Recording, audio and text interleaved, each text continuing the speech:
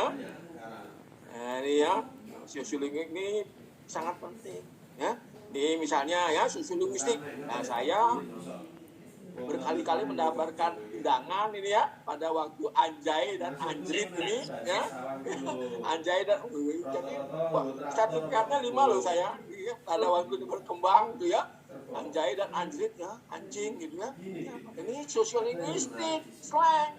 Ya. Alih bahasa apa slang? Bedanya apa? Gitu ya. Lalu itu menghina atau enggak? Pragmatik. Itu diucapkan kapan, di mana dan sebagainya. Lain gitu ya. Kalau Anda anjrit ini gitu. Di sembarang tempat menghina enggak, karena ada ya. Ya, penghinaan, penistaan itu ada konteksnya.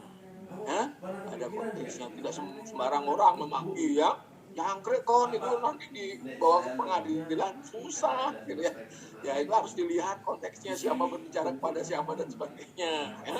Jadi lihat konteks pragmatiknya baru bisa ya menerangkan. Nah, ilmu bahasa dan ini saya kira ya di era digital ini ya, ilmu bahasa itu sangat penting ya, peranannya sangat penting karena ada kasus ini ya, informasi transaksi elektronik ya, ini sering ini ya, kadang-kadang persoalannya sangat kecil ya, tapi polisi terus terang nggak berani mengangkat itu ya. Kalau di laporan itu dia harus bertanya pada ahli bahasa. Jadi penting, nggak mungkin ya. Jadi sekarang bahasa berkembang lalu ya ahli bahasa itu mengganggu itu ya, mengganggu perkembangan bahasa. Enggak ya. Ya, mengganggu karena menggurui pemakai bahasa enggak ya. Nah, jadi tergantung ahli bahasanya, kredibilitasnya seperti apa ya. Kredibilitasnya seperti apa ya, kewibawaannya seperti apa ya. Memang ada ya ahli yang ya, namanya ahli tapi ternyata bukan ahli ya, gitu. Itu persoalan lain ya. Jadi kita di masa yang akan datang memang dituntut kalau kita mau jadi ahli bahasa ya, nggak bila ahli yang sungguh-sungguh ahli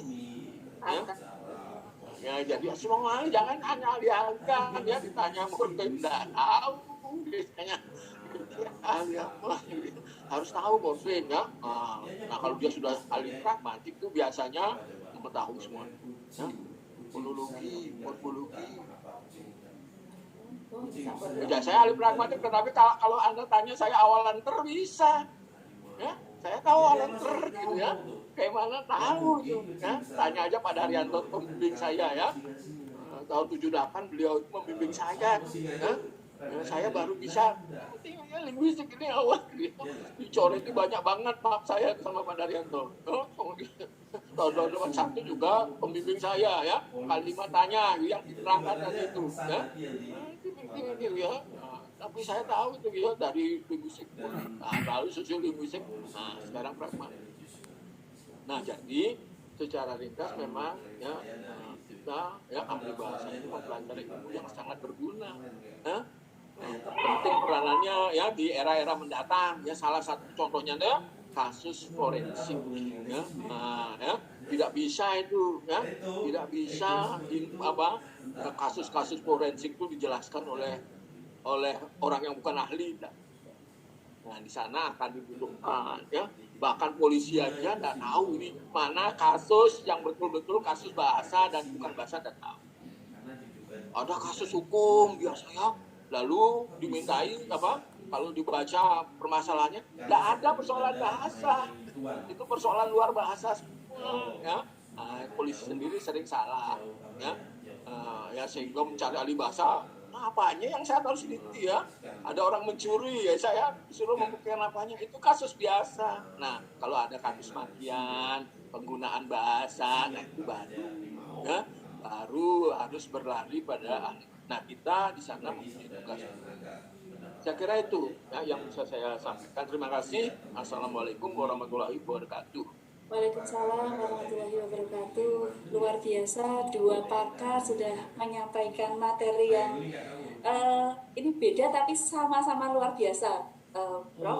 Tadi Bapak Sudaryanto menawarkan ada 6 strategi deskripsi, ya, ada 6 strategi deskripsi, yakni pembebasan objek dari aliran waktu, dari peralihan tempat, dan dari perpindahan lapis sosial.